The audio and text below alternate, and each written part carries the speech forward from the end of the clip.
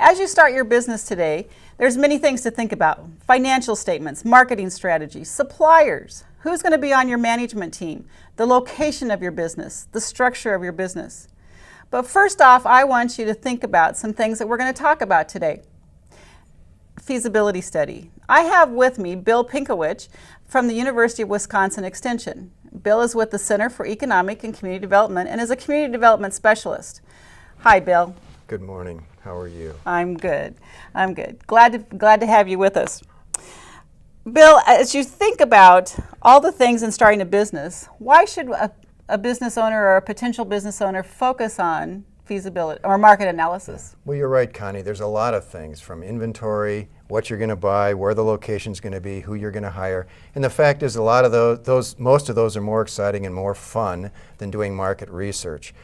There's also some scary things. The financial statements. If you're starting a business and getting a loan, you're going to have to put together a business plan, and part of that's going to be financial statements. What I find working with hundreds of businesses is the toughest thing to come up with on that financial statement is, what are your gross sales going to be? It's fairly easy to estimate what your insurance is going to be, what your rent's going to be, what your cost of goods are going to be. If you want to know what rent's going to be, you ask a local commercial real estate agent and get a pretty good estimate. But where are those gross sales estimates going to come from? And that's usually where most business plans and most business feasibility studies fail. Okay. The good news is there's some fairly easy, they're easy to do. It's a lot of work, methods to take a look at what's happening in your industry, who your customers are, who your more likely customers are, what they're buying, why they might buy from you, so you can get a better estimate of how much of this, whatever it is, am I going to sell, and then do the financial analysis, and based on that, am I going to make any money? Because that's the bottom line of what it's all about. That's exactly right. So where does one start with all of that? Well, we suggest people start with taking a general look at the industry that you're going to be in. We suggest people do that because we're also focused on whatever we're going to do, whether it's our job or our family or our business idea, that we miss a lot of things that are going on. The purpose of doing the industry analysis is to take a look at what are some of the opportunities I might have missed, what are some of the trends in that industry, what's going on, what are some of the threats that I might need to overcome.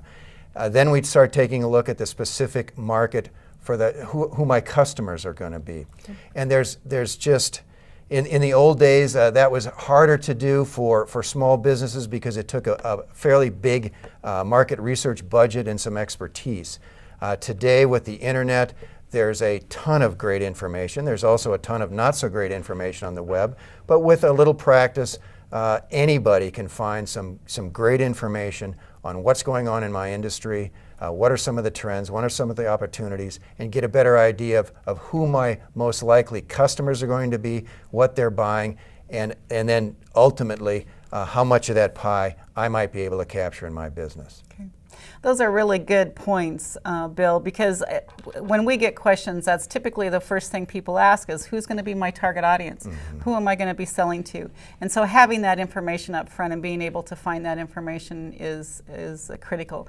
Are there some resources that you can share with us? Yes, there are. And we suggest often when people want to start a business, we need to do a survey. We need to do some primary customer research. And when I started, and most businesses I work with now don't have a whole lot of money to do primary research. Exactly. And again, the good news is there's a whole lot of great information out there available on the web through government sources, associations, or trade associations.